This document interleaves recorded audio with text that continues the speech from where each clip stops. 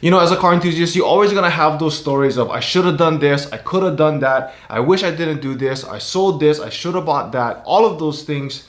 And here today, on my first episode of my lockdown series, I'm gonna be sharing with you guys 3 stories of the times that I really regret. If this is your guys' first time to the channel, what's up? My name is Lance. I'm from Hawaii. I make automotive content and I just try to share everything in between. Just a quick summary of my channel of what's going on right now. I do have multiple playlists, but right now I have my GTR wide body build, and I also have a sub portion which is called Island Rides, where I show pretty much cars and owners from Hawaii, and they tell us about their cars and their car experiences and all that type of stuff, all automotive. So consider subscribing, and if you guys haven't done so either, make sure you guys smash that like button, just like how you smash your brakes when you see a cop maybe like 50 yards down pointing a speedometer at you and you think, I don't think I'm going the right miles per hour. So you hit that brake with that same amount of force that you used to hit the brakes. Do the same thing to the like button. So make sure you guys hit that like button as well. And subscribe, ring the bell.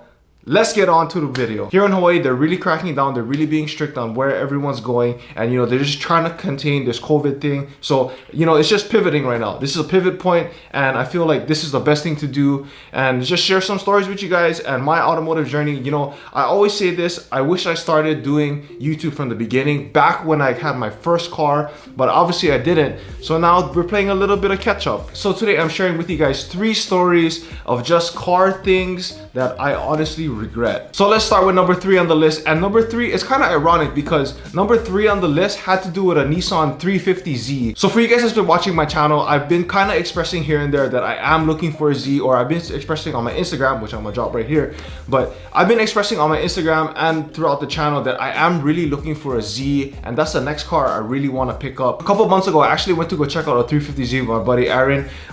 This car was like salvage titled, insurance claimed, all that kind of stuff, and this car was like sitting on the road, and the guy wanted $1,000 for it. So checking the car out, you know, I do my thing, get to know the owner, why is he selling it, all this kind of stuff. This guy just wants to get rid of it. You know, it's sitting on the side of the road and it's been there for months, and he wanted to build that car, but unfortunately he ended up buying a truck. So when you think about it, $1,000 is not too bad, but then for me, when I go into deals on cars or just stuff I'm gonna buy, you know, I already tell myself before even meeting the person, I already have set in mind like what's the price that I'm gonna take it and where am I gonna walk. So I told myself that I was gonna take the car if the guy goes down to $750. I was willing to take it off his hands, but at my price. So a couple weeks go by, you know, the guy drops the price down to $850, and then I messaged him back. I said, hey, $750, I'll pick it up. And he was like, no, I'm gonna hold on to it for a little bit longer. Okay, fine, cool. And then he changed the price to $750, and now that's where I'm like, okay, I'm gonna buy it. But for some reason, I was like, no, I'm just gonna hold off on it, see if he actually goes a little bit lower. So a couple of days go by, still sitting at $750, and I was like, okay, you know what? I'm gonna try to talk to the guy again. I messaged the guy, it's like, hey, $750, you want $750 now? Originally I said $750. Let's do the deal. I'll handle all the paperwork. You don't have to worry about the paperwork anymore.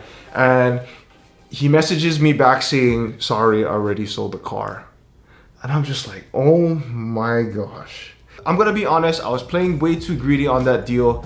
But again, you know, you live and learn, and I could have had a 350Z, but maybe it was just a sign for me to finish the GTR first and then move on to the next car. So yeah, number 3 on the list, 350Z, the one that got away. I'm still searching for a 350Z, really hoping that I find one before the end of the year. All right, number 2 on the list. This one really hurts me really deep down inside. Not really down to the soul, but really it just hurts me like, you know, just like right here, because oh man. So this was about three years ago. This is around the time when I actually used to buy and sell Harleys, and like, or I would buy Harleys, fix it up, and then sell it. Like that was like my little side hustle. I was just thinking like, okay, maybe what if I was to flip a car? And this is back when I also had a Mustang too. So for you guys that haven't known, I owned 2 Mustangs before I bought the GTR. And yes, I used to be a Mustang guy. So, you know, a lot of interest was into Mustangs back then. But one day on Craigslist, I was looking up a Mustang, and this guy posts up, I swear to God, a 1969 Mustang Fastback. And not just any Mustang Fastback, it was a Mach 1. And I'm just like, what? I can't even explain why at that price, like that guy was selling that car, but this guy wanted, I want to say it was in the ballpark of like 7 grand. So I went to go check out the car, and you know, it wasn't in the best condition. Granted, you know, some trimming was coming off, little rust here and there under the car, nothing too crazy. The car actually didn't run. Just because like a minor issue. Like honestly, just the return of the investment on a Mach 1 69 fastback, oh my goodness. Like if you bought that car, fixed it up, did all like everything, put a lot of TLC into that car, literally your return of investment would have been fat. So within that same week, when I went to check out the 69 fastback, I went to also go check out a Dyna Wide Glide. It was a 2010 Harley Dyna Wide Glide. I already had a personal one myself. It was the exact same thing, 2010 Dyna Wide Glide. And then this guy was trying to leave the island because he had to move, and he was trying to get rid of his Wide Glide. So I already knew how much the Wide Glides were going for, you know, how much I could sell it for, or what can I do to just, you know, drive more profit. And for some reason, I pulled the trigger on the Harley faster than the 69 fastback. And from that deal, the main thing I learned was that I was impatient. I was looking only at the short term and the short term gains, when if I went and looked the long term, like, oh my gosh, the return of investment would have just been crazier. But no, I didn't go for it. So I should have picked up that Mustang. All right, here at number 1 on my list, this one really hurts my soul down to my bones. Like, whew. Before I move on, make sure you guys hit that subscribe button again, ring that bell, make sure you smash that like button as well.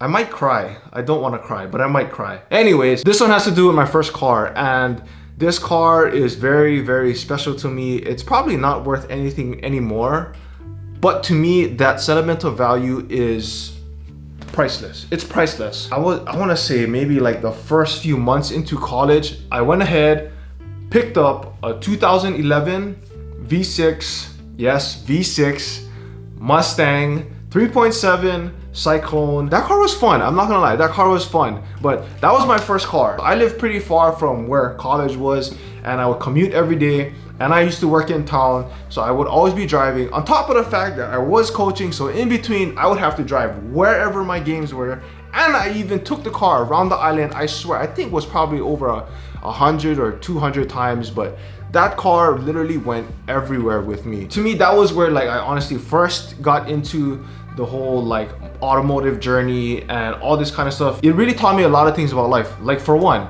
being patient. Like I saved up all my money. I waited, I don't know, this is just me, but I didn't want to be paying a lot on my monthly. So I told myself, if I'm gonna buy my first car and it's not gonna be a junkie, I have to make 50% down payment of the car. I know that's like totally like not necessary, but I didn't want to have to be paying a huge monthly payment at that time, because again, I was broke. So I had about $8,000 or $9,000 on the loan itself, and really I paid that thing off real fast. But just the process of buying your first car, learning about financing, knowing what APR is, talking to a loan officer by yourself, getting your insurance, like all of that stuff, I learned it all by myself. I didn't tell nobody. I think what really made it more worth it was going through the motion, prioritizing. Like that was like the thing, you know, that was like the thing I wanted. I really wanted my own car. It wasn't the fastest car around, but I just like to boogie on and throw gears. That's all I wanted to do. Like literally I strapped surfboards on the top of that car.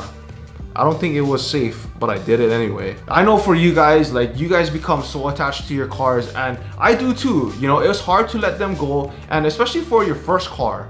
Like first car that you like worked for and you loved and you worked on, you modded, all that kind of stuff. When I let go that car was already paid off. And I used that car to trade in for my Mustang GT, my 5.0 V8. Even though I owned the V8, I still missed the V6. I was proud to finally upgrade to a V8, and I still missed that V6 Mustang. It's just one of those things again where it's, you just cannot explain that attachment to the car. And wow, I'm not gonna cry, but yeah, like honestly, it's just the attachment to that car. It's so crazy where you can just look at a car and it kind of helps you reflect on who you were back then, and hopefully you grew to someone else way better now. And I'm just gonna say this now and manifest this because I really want this to happen. But if that car is ever to be sold again, I'm gonna pick that car up. I don't care what price it is. And what's so cool about it is that this island is so small that one day I actually found that car on the side of the road. I wrote a note, I left it on the windshield, and I had the owner actually contact me, and I told him like, hey dude, whenever you decide to sell that car, don't even put it up on Craigslist or Facebook. This is my number. I know everything about the car. This is my first car. When you're ready to sell it again, just hit me up. And when I do pick that car back up, that is gonna be another build for us guys. And man, I have so much in store. Or like, I know the exact things that I'm gonna do to that car when I get it back. I'm gonna just let the new owner enjoy it because I enjoyed that car so much. So I'm sure he's enjoying that car. But in due time, that car is gonna come back to me, and I just know it. I just feel it. I feel it in my bones. I feel it in my soul. And we are gonna have a Mustang build one day on this channel, guys. So that's gonna be it for my 3 stories. My 3 coulda, woulda, shoulda, but never did stories of my automotive journey. And those are just 3 experiences of mine that honestly I do regret, but everything happens for a reason. So what are your guys' stories? What are your coulda, woulda, shoulda stories that never did happen? Let me know in the comments. Let me know down below. Maybe it was a mod that you wish you hadn't done, or something that you should have done to a car, or maybe like me, sold a car that you know you should have kept. But what's most important is the memories that you create, the people you meet, the friendships you build, and that's what makes the car scene unique. And you know, if some things come around your way, it comes around your way and it's meant to be. But if some stuff don't happen, just let it go. We live and learn. So I hope you guys enjoyed today's video. Make sure you guys subscribe and like this video as well. I'll see you guys on the next video. Remember that all of you guys are called to be great. All of you guys are called to be great in your own way. And always to remember, challenge your standards.